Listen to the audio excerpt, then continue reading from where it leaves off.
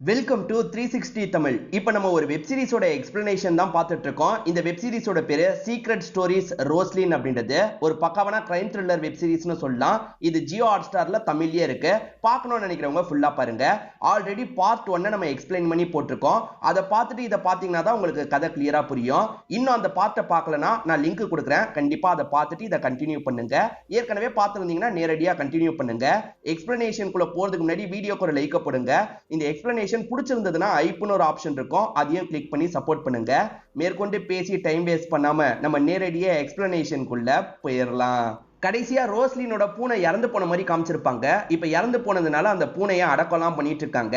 ஏற்கனவே பாம்பு கடிச்சு ஒரு முயல் இறந்து போனது பாத்தீங்களா, இந்த வாட்டியும் பாம்பு தான் கடிச்சிருச்சு போல. பாம்பு இருக்கான்னு எல்லா இடத்துலயும் செக் பண்ணுன்ற மாதிரி யோசிக்கிறாங்க. இப்ப ஜெரி இருக்கார்ல, மறுநாள் காலையில சாதாரணமா சாப்பிட்டுக்கிட்டே இவங்க கிட்ட பேசிட்டு இருக்காரு. அந்த பூனை இறந்து போயிருச்சு போலியே, அந்த பூனைலாம் இவ்வளவு நாள் இருந்ததே பெருசு, அதுக்கு வயசு கொஞ்சம் அதிகம் இல்ல அப்படின்ற மாதிரிலாம் பேசிட்டு இருக்காரு. இந்த பொண்ணுக்கு அந்த பூனைனா ரொம்ப பிடிக்கும். ஆனா இவர் இப்படி பேசிட்டு இருக்கிறத பார்க்கும்போது இவங்களுக்கு பயங்கரமா கோவம் எல்லாம் வந்துட்டு இருக்கு. இப்ப ரோஸ்லினுக்கு இந்த இடத்துல இருக்கிறது பிடிக்காம ரூம்க்கு வந்துடுறாங்க. அவர் பேசினதை பத்தியே யோசிச்சு கோவப்பட்டு இருக்காங்க. அப்பதான் அந்த பூனைக்கு வச்ச சாப்பாட பாக்குறாங்க. அன்னைக்கு பரோட்டாவை இவங்க சாப்பிட்டுக்க மாட்டாங்க, அந்த பூனைக்கு தான் வச்சிருப்பாங்க. ஒருவேளை இந்த பரோட்டானால அந்த பூனை இறந்து போயிருச்சா அப்படின்ற மாதிரி இவங்களுக்கு டவுட் அதிகமாகுது. இப்ப அம்மா புதைக்கிற வேலையை பார்த்துட்டு இருக்கும்போது இவங்களுமே அந்த இடத்துக்கு வராங்க. அம்மா கிட்ட இதை பத்தி சொல்லிட்டாங்க. என்னடி சொல்ற, அந்த பரோட்டாவை அது சாப்பிட்டதுனால இறந்து போயிருச்சா, அது எப்படி இறந்து போகும் அப்படின்ற மாதிரி அம்மா கேக்குறாங்க. இல்லம்மா, அன்னைக்கு நைட் அவன் எதையோ கலந்துருக்கான், அதனாலதான் இப்படி நடந்திருக்கு போல அப்படின்ற மாதிரி பொண்ணு சொல்றாங்க. அம்மாவால பெருசா இந்த விஷயத்த நம்ப முடியல. அவன் எதுக்காக அப்படி பண்ணணும் அப்படின்ற மாதிரி அம்மாவும் யோசிக்க ஆரம்பிக்கிறாங்க. அன்னைக்கு அப்பா சாவி இருக்கான்னு தான் செக் பண்ணிருப்பாரு, ஏதாவது மிஸ் ஆகுதான்றத செக் பண்ணிருக்க மாட்டாரு. இவங்க செக் பண்ணி பாக்குறாங்க. காசு கீசுன்னு எல்லாமே அப்படியே தான் இருக்கு, எதுவுமே காணாம போன மாதிரி தெரியல. இப்ப அம்மா இருக்காங்க பாத்தீங்களா, அப்பாவான டேவிட் கிட்ட இந்த விஷயத்தெல்லாம் ஷேர் பண்ணிட்டு இருக்காங்க. பொண்ணு இந்த மாதிரிலாம் சந்தேகப்பட்டா அப்படின்ற மாதிரி சொல்லிட்டாங்க. உன் பொண்ணுக்கு என்னதான் ஆச்சு, எதுக்காக இந்த மாதிரிலாம் யோசிச்சுட்டு இருக்கா, ஒருவேளை மயக்க மருந்த கலந்து தந்து அது மூலியமா அவன் திருடலான்னு பார்த்திருக்கானாமா, இதெல்லாம் நம்புற மாதிரியா இருக்கு. உன் பொண்ணு தேவையில்லாம நிறைய தேவையில்லாத புக்கை படிக்கிறா, அந்த புக்கை படிக்கிறதுனால தான் இப்படி பேசிட்டு இருக்கான்ற மாதிரி சொல்றாரு. ஆமா, அவ சர்ச் பண்ணதை பாருங்கன்ற மாதிரி காட்டுறாங்க. பேயிங் கெஸ்டா வந்தவங்களை எப்படி வீட்டை விட்டு ஓட விடுறது அப்படின்ற மாதிரி அதுல நிறைய சர்ச் பண்ணி அந்த பொண்ணு பார்த்திருப்பா. இப்படிலாம் சர்ச் பண்ணி பார்த்திருக்காளே அப்படின்ற மாதிரி அப்பா இருக்காருல, கோவத்துல பொண்ணை கொஞ்சம் திட்டுற மாதிரிலாம் பேசிட்டு இருக்காரு. இது எல்லாத்தையும் பொண்ணு இருக்காங்கல்ல வாசல் கிட்ட இருந்து கேட்டுட்டு இருக்காங்க. பேரண்ட்ஸே நம்மள நம்ப மாட்டாங்களே அப்படின்ற மாதிரி பயங்கரமா ஃபீல்லாம் பண்ணிட்டு இருக்காங்க. இவங்கள பொறுத்த வரைக்கும் உறுதியா அந்த ஜெரி தான் தப்பானவன்ற மாதிரி யோசிக்கிறாங்க. அந்த ஜெரிய சட்டையை பிடிச்சி கேட்கணும்ன்ற மாதிரி வேகமா அந்த ஜெரியோட ரூம் கிட்ட வந்துடுறாங்க. என்ன விஷயம்ன்ற மாதிரி ஜெரி கேட்கறாரு. நீ தானே இந்த விஷயத்தெல்லாம் பண்ண, உண்மையை சொல்லு உண்மையை சொல்லு அப்படின்ற மாதிரி கேட்கறாங்க. அமைதியாரு அமைதியாருன்ற மாதிரி இவர் சொல்றாரு. இந்த பொண்ணு கேட்காம ரொம்ப கோவப்பட்டு இருக்காங்க. ஒரு ஸ்டேஜ்ல அவர் இருக்காரு பாத்தீங்களா, இந்த பொண்ணோட வாயெல்லாம் மூடிட்டு இருக்காரு. அப்பன்னு பார்த்து கரெக்டா பேரண்ட்ஸ் இவங்க ரெண்டு பேர் சவுண்ட் கேட்டு இந்த இடத்துக்கு வந்துடுறாங்க. இந்த ஜெரி வாயிலெல்லாம் கைய வச்சார்ல, இத பார்த்து பேரண்ட்ஸ் கொஞ்சம் அப்செட் ஆயிடுறாங்க. என்னதான் இருந்தாலும் எப்படி ஜெரி அப்படி பண்ணுவான்ற மாதிரி யோசிக்கிறாங்க. நம்ம பொண்ணு பண்ணது கொஞ்சம் ஓவர் தான், இருந்தாலும் ஜெரி எப்படிங்க அப்படி ரியாக்ட் பண்ணுவான், இதெல்லாம் என்னால ஏத்துக்க முடியாது அப்படின்ற மாதிரி சோபனாவும் டேவிட் கிட்ட சொல்லிட்டு இருக்காங்க. எனக்குமே அது கொஞ்சம் தப்பா தான் பட்டது, வீடு நம்ம பாத்துக்கலாம், இன்னும் கொஞ்ச நாள் தானே இருக்க போறான் அப்படின்ற மாதிரி டேவிட் சொல்றாரு. மறுநாள் காலையில எல்லாருமே சேர்ந்து சாப்பிடுறாங்க. ஆனா அந்த ஜெரி கிட்ட இவங்க யாருமே பேச மாட்டாங்க. ஜெரிக்கும் விஷயம் புரிஞ்சிருது. இப்ப ஜெரி இருக்கார்ல, எதுக்காக அந்த மாதிரி பண்ணாருன்றத சொல்ல ஆரம்பிக்கிறாரு. ஆக்சுவலா நைட் நேரம் உங்க பொண்ணு வந்து சவுண்ட் போட்டா, இப்ப இந்த மாதிரி பேச்சுலர் பசங்க இருக்கிற இடத்துல ஒரு பொண்ணு சவுண்ட் போட்டானா மத்தவங்க தப்பா நினைச்சிருவாங்கல்ல, அப்படி நினைக்க கூடாதுன்றதுக்காக தான் நான் வாயில கைய வச்சு மூடினேன், மத்தபடி எதுவும் கிடையாது, என்னதான் இருந்தாலும் நான் அப்படி பண்ணிருக்க கூடாது, சாரின்ற மாதிரி நல்லவன் மாதிரி பேசிட்டு இருக்கான்.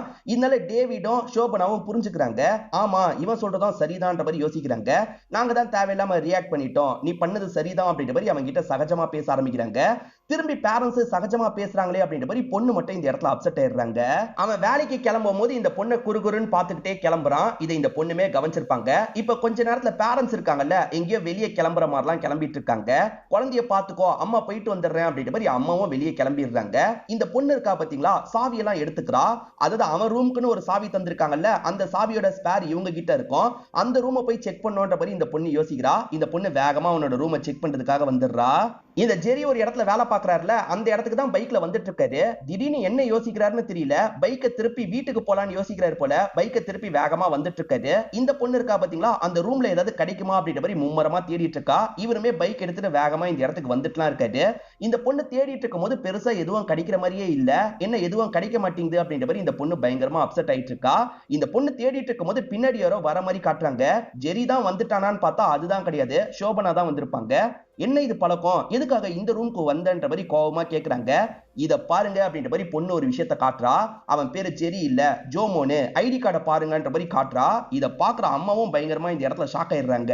இப்பதான் சோபனாவோட மைண்டுக்குள்ள சில விஷயங்கள் ஓடுது. ஒரு நாள் சோபனா பின்னாடி அவன் நடந்து வந்துட்டு இருக்கும் போது ஃப்ரெண்ட்ஸ் இருக்காங்கல்ல, டே ஜோமோனு எப்படா இந்த இடத்துக்கு வந்தன்ற மாதிரி பேசியிருப்பாங்க. அது லைட்டா தான் இவங்க காதுல கேட்டிருக்கோம். இப்பதான் இவங்களுக்கு தெளிவா புரியுது. ஆக்சுவலா இந்த ஜெரியை அனுப்பி வச்ச ஒரு லேடி இருக்காங்கல்ல, அந்த லேடி கிட்ட கால் பண்ணி விசாரிக்கலாம் அப்படின்ற மாதிரி இவங்க யோசிக்க ஆரம்பிக்கிறாங்க. ஜெரி காலை எடுக்கலன்னா அந்த லேடிக்கு கால் பண்ணி பேசுறாங்க. ஜெரி வீட்டுக்கு வந்திருக்கான்ல, அவனுக்கு வேற பேர் ஏதாவது இருக்கான்ற மாதிரி கேக்குறாங்க. ஆமா, ஜெரியோட உண்மையான பேரு ஜோமோனு, எல்லாரும் ஜெரி ஜெரின்னு கூப்பிடுவாங்கன்ற மாதிரி அந்த லேடி சொல்லிட்டாங்க. இப்ப என்ன சொல்றேன்ற மாதிரி இவங்களும் பொண்ணை பாக்குறாங்க.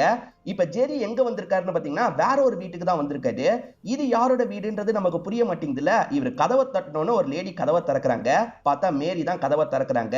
இவர் எதுக்காக இந்த லேடியை பாக்குறதுக்காக வந்திருக்காரு, இவங்க ரெண்டு பேருக்குள்ள என்ன சம்பந்தம்ன்றது தெரியல. அவர் பேரு ஜோமோன்னு தெரிஞ்சிருச்சு. இருந்தாலும் அம்மாக்கு வேற ஒரு டவுட் வருது. அதனால இவங்க என்ன பண்றாங்கன்னா திரும்பி அந்த சோபனாக்கு கால் பண்ணலான்ற மாதிரி கால் பண்ணி பேசுறாங்க. அதாவது உங்களோட அந்த ஃபங்க்ஷன்ல கண்டிப்பா ஜெரி வந்திருப்பான்ல, ஜெரியை நான் பார்த்த மாதிரியே தெரியலையேன்ற மாதிரி கேக்குறாங்க. இல்ல இல்ல, கண்டிப்பா ஜெரி வந்திருப்பான், நீ தான் கவனிச்சிருக்க மாட்டேன்ற மாதிரி அந்த லேடி சொல்றாங்க. என்ன இந்த லேடி இப்படி சொல்றாங்க, அங்க எடுத்த போட்டோஸ் எல்லாமே வந்தது இல்ல, அந்த போட்டோஸை செக் பண்ணலாம் அப்படின்ற மாதிரி இவங்களுமே போட்டோஸ் எல்லாத்தையும் செக் பண்றாங்க. அப்படி செக் பண்றதுல அந்த ஜெரி இருக்கானான்ற மாதிரி இவங்க தேடி தேடி பார்த்துட்டு இருக்காங்க. ஒரு ஸ்டேஜ்ல அந்த கூட்டத்துல ஜெரியும் இருக்கான்றது தெரிய வருது.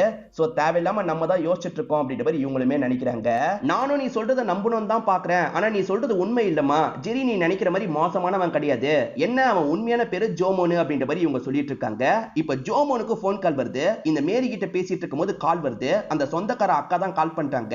உன்னை பத்தி இப்பதான் சோபனா விசாரிச்சா, சோபனா கிட்ட என்ன பேசணுமோ நான் அதுக்கேத்த மாதிரி பேசியிருக்கேன்ற மாதிரி அவங்க சொல்றாங்க.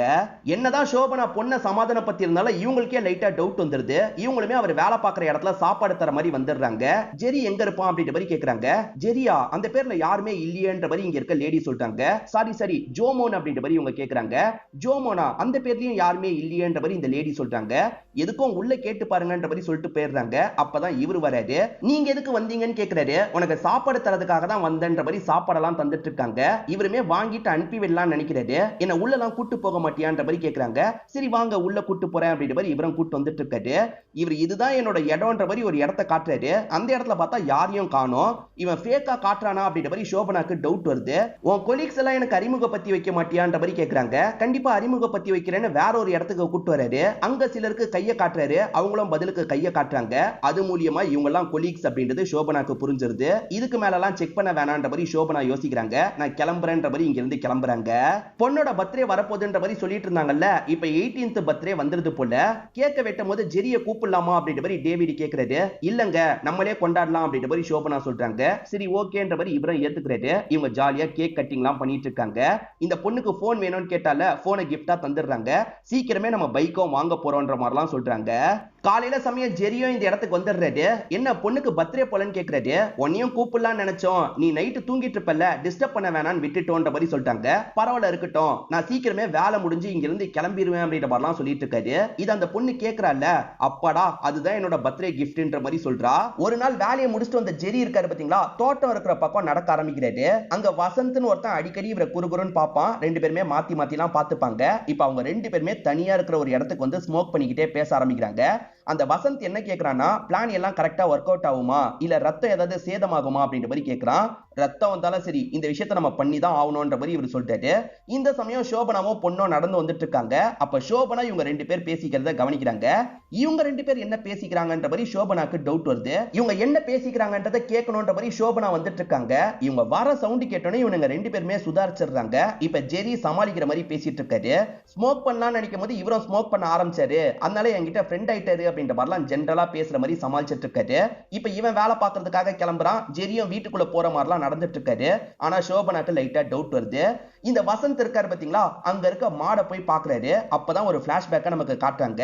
அன்னைக்கு மாடு மதம் பிடிச்ச மாதிரி அங்கிட்டும் இங்கிட்டும் ஓடிட்டு இருந்தது பாத்தீங்களா, அதுக்கு காரணமே இவரா தான் இருப்பாரு. இவர் வேணுட்டே அந்த மாதிரி மாடு பண்ற மாதிரி பண்ணிருப்பாரு. அந்த சமயம் உள்ள இருக்க ஜெரி இருக்காருல, அவருக்கு தேவையான சில விஷயங்கள் எல்லாம் செக் பண்ணி பார்த்திருப்பாரு. ரெண்டு பேர் பிளான் போட்டு தான் இந்த விஷயத்த பண்ணிட்டு இருக்காங்க. இந்த ரோஸ்லினுக்கு ஒரு ஃப்ரெண்ட் இருக்க மாதிரி காமிச்சாங்கல்ல, அந்த ஃப்ரெண்டோட பர்த்டே பார்ட்டி நடந்திருக்கும். அதெல்லாம் முடிச்சுட்டு இந்த பொண்ணு வீட்டுக்கு வந்துட்டு இருக்கா. அவன் நிறைய கேக்லாம் தந்திருக்காமா, நான் கொண்டு வந்துட்டு இருக்கேன்னு பேசிக்கிட்டே தான் வந்துட்டு இருக்கா. அப்படி வந்துட்டு இருக்கும் போது மாஸ்க் போட்ட மாதிரி ஒரு கில்லர் இருக்கான் பாத்தீங்களா, இந்த பொண்ணை சாவடிக்கிற மாதிரி துரத்திட்டு இருக்கான். ஒரு ஸ்டேஜ்ல இந்த பொண்ணு மாட்டி சாவுற மாதிரி காமிக்கிறாங்க.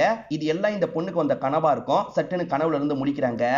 அந்த ஜெரி சீக்கிரமா போயிடுவேன்னு சொன்னாரு பாத்தீங்களா, அவர் போறேன்னு சொன்ன நாளே வந்துருது. இந்த பொண்ணு பயங்கரமா சந்தோஷப்படுறா. இந்த பொண்ணு எப்பவுமே அவங்க கிட்ட ஒரு வார்த்தை கூட பேச மாட்டா. ஆனா இன்னைக்கு இந்த பொண்ணே பேச ஆரம்பிக்கிறா. நீங்க இன்னியோட தானே கிளம்புறீங்க அப்படின்ற மாதிரி கேக்குறா. அவருமே ஆமா ஆல்மோஸ்ட் எல்லாமே முடிஞ்சிருச்சு, இதுக்கப்புறம் பேப்பர் ஒர்க்கை மட்டும் தான் நான் பண்ணணும் அப்படின்ற மாதிரி சொல்லிட்டாரு. அந்த பேப்பர் ஒர்க்கை என் வீட்டுல இருந்தே கூட பண்ணலாம், ஆனா இன்னும் இங்க இருந்து பண்ணா வேலை கொஞ்சம் சுலபமா முடியும், அதனால தான் யோசிக்கிறேன், இன்னும் கொஞ்ச நாள் வேணா நான் இங்க இருந்துக்குவா அப்படின்ற மாதிரி கேக்குறாரு. இப்படி கேட்டா பேரண்ட்ஸ் எல்லாம் மறுக்க முடியாதுல்ல. சரி இன்னும் கொஞ்ச நாள் தானே இருந்துக்கோன்ற மாதிரி பேரண்ட்ஸ் சொல்றாங்க. ஆனா இதை கேட்கிற இந்த பொண்ணு பயங்கரமா அப்செட் ஆயிடுறா. சே இவன் இப்பயும் போக மாட்டானா அப்படின்ற மாதிரி கோவப்பட்டு இருக்கா.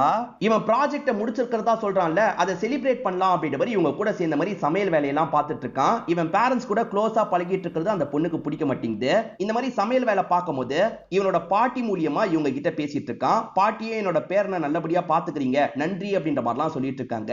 இந்த பொண்ணுக்கு மட்டும் இதெல்லாம் பார்க்கும்போது செம்ம கடுப்பா வருது. இவன் போகவே மாட்டானா அப்படின்ற மாதிரி இவங்க பயங்கரமா கோவப்பட்டு இருக்காங்க. அலெக்ஸ்னு ஒரு அண்ணன் இருந்தாரு பாத்தீங்களா, அந்த அண்ணன் எப்பவுமே ஒரு மியூசிக் பிளே பண்ணுவாரு. அந்த மியூசிக்கை இந்த ஜெரி பிளே பண்ணி முடிக்கிறாரு. சூப்பரா இருந்தது. எப்பவுமே அலெக்ஸ் இந்த மியூசிக்கை பிளே பண்ணுவான், எப்படி உனக்கு தெரியும்னு கேக்குறாங்க. எனக்கு அதெல்லாம் தெரியாது, இது ஃபேமஸான மியூசிக், அதனால தான் பிளே பண்ண அப்படின்ற மாதிரி சொல்லிட்டாரு. எங்களுக்கு ஒரு நிமிஷம் அவனை ஞாபகப்படுத்திட்ட அப்படின்ற மாதிரி பேரண்ட்ஸ் எமோஷனல் ஆகுறாங்க. இதெல்லாம் பாக்குற இந்த பொண்ணுக்கு பயங்கரமா கோவம் வருது. இவன் வேணும்ட்டே இப்படி பண்ணிட்டு இருக்கான்ற மாதிரி இந்த பொண்ணு யோசிக்கிறாங்க. இவனை சீக்கிரமா வீட்டை விட்டு அனுப்பணும் அப்படின்ற மாதிரிலாம் இவங்களோட ஃப்ரெண்டு கிட்ட டிஸ்கஸ் பண்றாங்க. மறுநாள் பேரண்ட்ஸ் ரெண்டு பேருமே வெளியே கிளம்பிட்டு இருக்காங்க. நீ வரலையான்ற மாதிரி அப்பா கேட்கறாரு. இதுக்கப்புறம் பேப்பர் ஒர்க் தான், நான் வீட்டுல இருந்து பண்ணாலே போதும் அப்படின்ற மாதிரி இவன் சொல்றான். இது இவன் மட்டும் வீட்டுல இருக்க போறானான்ற மாதிரி ரோஸ்லின் பயப்படுறாங்க. ஆக்சுவலா வெளியே வந்த அம்மா இருக்காங்கல்ல, வழியிலேயே அந்த ஃபாதரை பாக்குறாங்க. ஃபாதரை வீட்டுக்கு கூட்டு போனோம் அப்படின்ற மாதிரிலாம் யோசிக்க ஆரம்பிக்கிறாங்க. இந்த பொண்ணு அந்த சின்ன பையன் கூட விளையாடிட்டு இருக்கும்போது அம்மா கிட்ட இருந்து கால் வருது.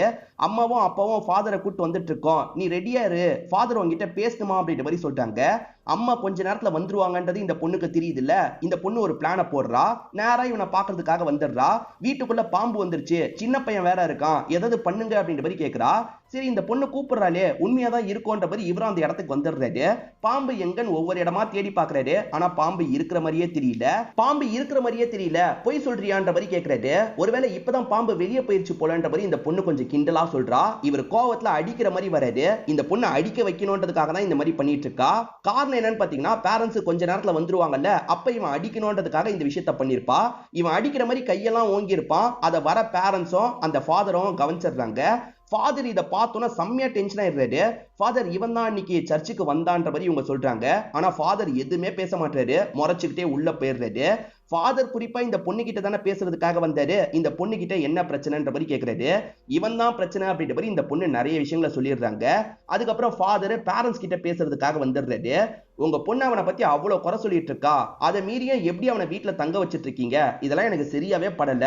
உங்க பொண்ணு சொல்றதெல்லாம் கூட விட்டுருங்க, இன்னைக்கு நான் வரும்போது அந்த மாதிரி ஒரு விஷயத்த பாக்குறேன். உங்க பொண்ணு அடிக்கிறதுக்கு கை ஓங்குறதுக்கு அவனுக்கு என்ன தகுதி இருக்கு அப்படின்ற மாதிரிலாம் கோவமா கேக்குறாரு. பேரண்ட்ஸுக்குமே அந்த ஆதங்கம் இருக்கதான் செய்து. ஃபாதர் சொல்றது சரிதான்ற மாதிரி யோசிக்கிறாங்க. இப்ப கூட இவங்களுக்கு நேரடியா சொல்றதுக்கு ஒரு மாதிரி இருக்கு. ஃபாதர் பார்த்து ரொம்ப கோச்சுக்கிட்டாரு. ஃபாதர் தான் எங்க கிட்ட இதுக்கப்புறம் உன்னை வச்சுக்க வேணான்ற மாதிரி சொன்னாரு, நீ கொஞ்சம் அட்ஜஸ்ட் பண்ணி இங்க இருந்து கிளம்பிடுறியா அப்படின்ற மாதிரி கேட்கிறாரு. சரி அங்கிள், உங்க சைட்ல இருக்க நியாயம் எனக்கு புரியுது, நான் கிளம்பிடுறேன் அப்படின்ற மாதிரி ஜெரியும் ஏத்துக்கிறாரு. ஜெரி அவரோட திங்ஸ் எல்லாம் எடுத்துட்டு கிளம்பிட்டு இருக்காருல, இதை பாக்குற இந்த பொண்ணு பயங்கரமா சந்தோஷப்படுறா.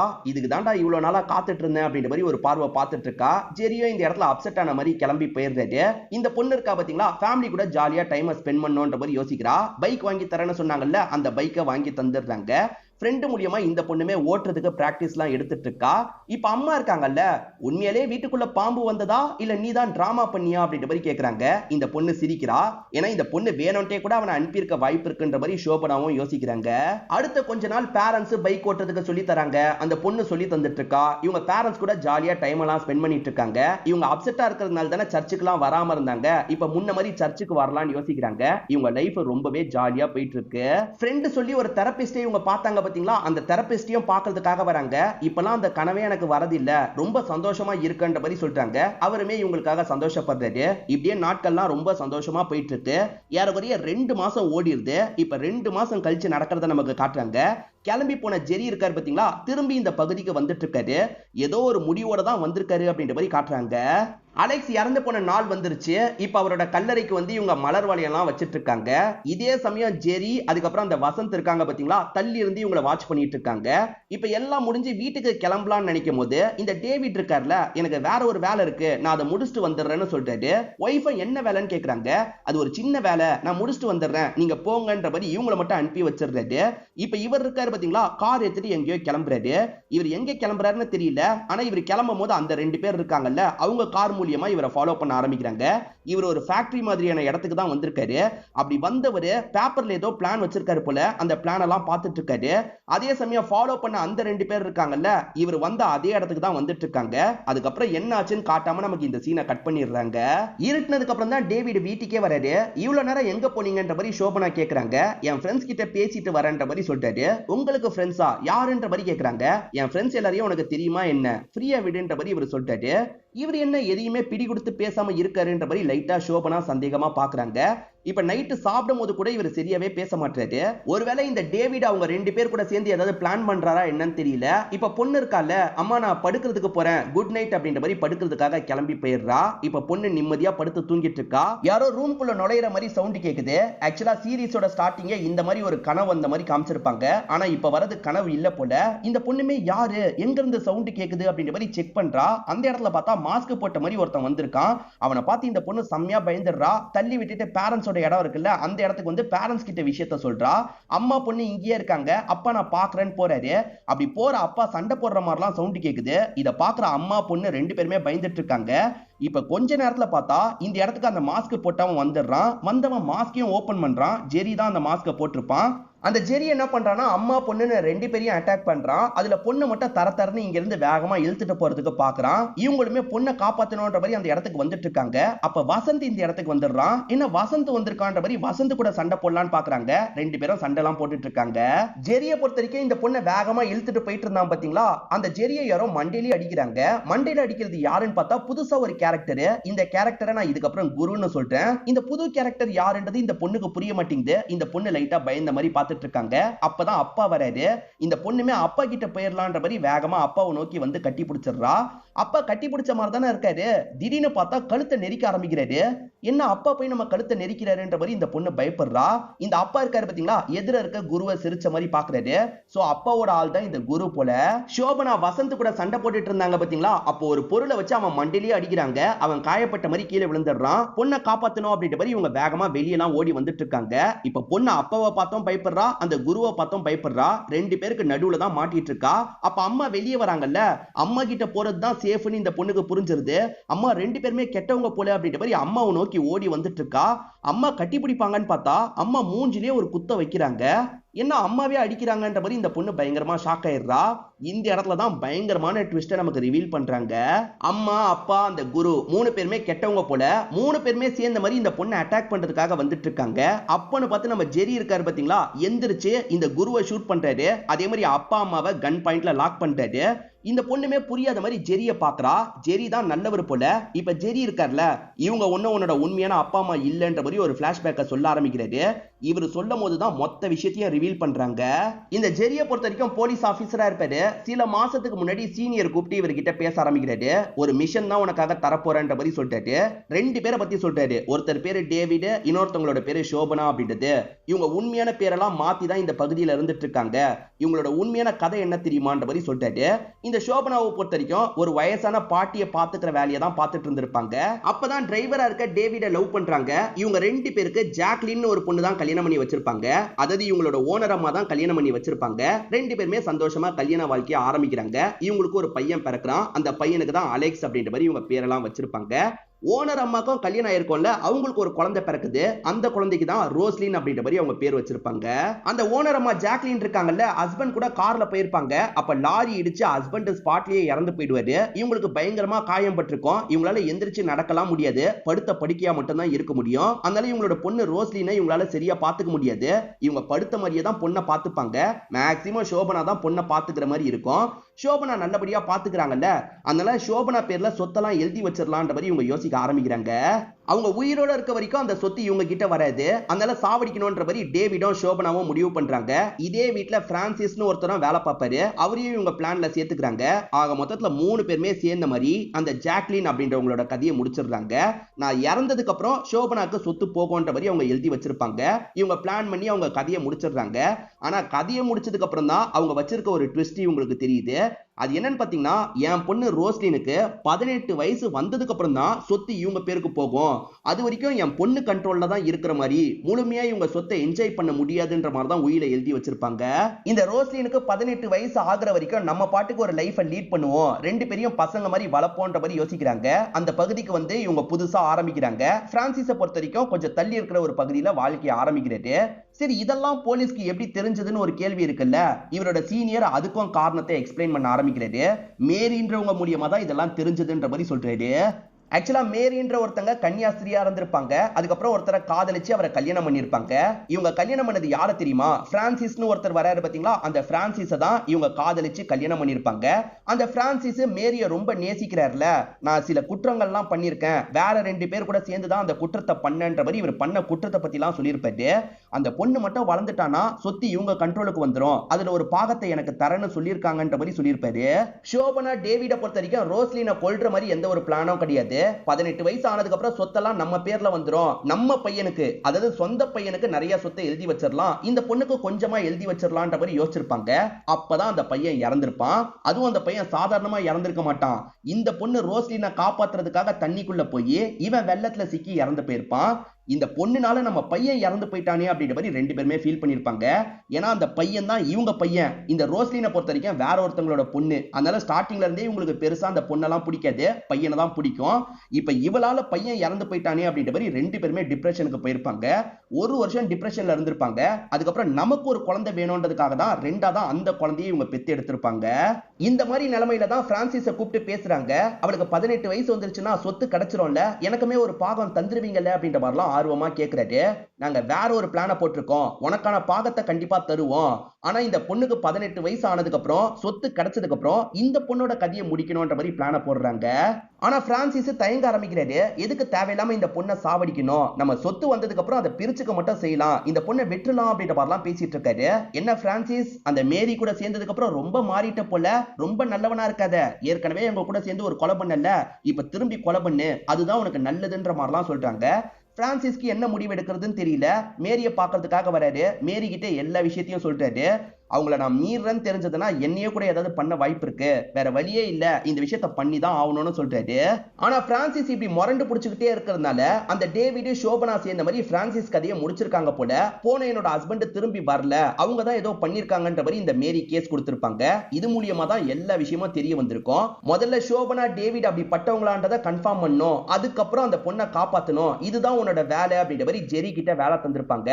ஆக்சுவலா ஜெரிக்கு உண்மையாலேயே அந்த ஆன்டி சொந்தக்கார ஆன்டியா இருப்பாங்க. அந்த ஆன்டி மூலியமா தான் அந்த வீட்டுக்குள்ள நுழைய போற, வீட்டுக்குள்ள நுழைஞ்சதுக்கு அப்புறம் உன்னோட வேலையை நீ தான் பாத்துக்கணும், அதே மாதிரி வேற ஒரு ஆபீசரை வேற மாதிரி அந்த வீட்டுக்குள்ள நுழைச்சிடுறோம், நீ அவரை ஹெல்ப்புக்கு யூஸ் பண்ணிக்கோ அப்படின்ற மாதிரிலாம் சொல்லியிருப்பாங்க.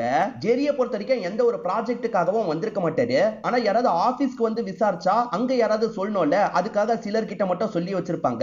இவர் இந்த ஆபீஸ்ல வேலை பார்க்குற மாதிரி நீங்க சொல்லணும் அப்படின்ற மாதிரி சொல்றாங்க. அந்த லேடி ஏத்துக்கிறாங்க. இப்படிதான் இவர் பிளான் பண்ணி இந்த வீட்டுக்குள்ள நுழைஞ்சிருப்பாரு.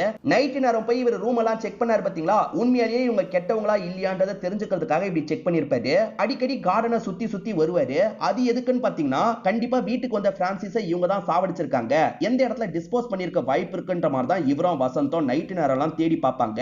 அப்படி தேடி பார்த்தவங்க பிரான்சிஸை ஒரு இடத்துல புதைச்சு வச்சிருக்கிறதையும் கண்டுபிடிச்சிருக்காங்க. கண்டிப்பா பொண்ணுக்கு 18 வயசு ஆனதுக்கு அப்புறம் இவங்க கொல்ல வாய்ப்பு இருக்குன்னு யோசிச்சிருப்பாங்க.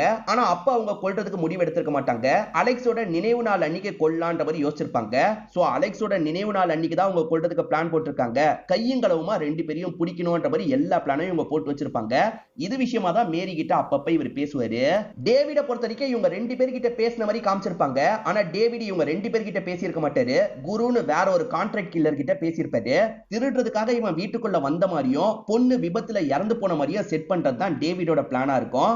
அதாவது ஒரு விபத்துல எங்க பொண்ணு இறந்து போயிட்டான்னு கொண்டு வந்துடலான்ற மாதிரி ஸ்கெட்ச் எல்லாம் போட்டிருப்பாங்க. ஆனா இவங்க 2 பேர் இருக்காங்கல்ல, அதுக்குள்ள பொண்ணை சேஃப் பண்ணோன்ற மாதிரி உள்ள வந்திருப்பாங்க. அதனால தான் தேவை தேவையில்லாம சண்டைலாம் ஏற்பட்டிருக்கும். ஜெரிய பொறுத்த வரைக்கும் இவங்க 2 பேரை கன் பாயிண்ட்ல லாக் பண்ணிட்டார்ல, இப்ப மத்த போலீஸுங்களும் இந்த இடத்துக்கு வந்துடுறாங்க. இவங்க 2 பேர் குற்றம் பண்ணவங்க அப்படின்ற மாதிரி இந்த இடத்துல லாக்லாம் பண்ணிட்டு இருக்காங்க.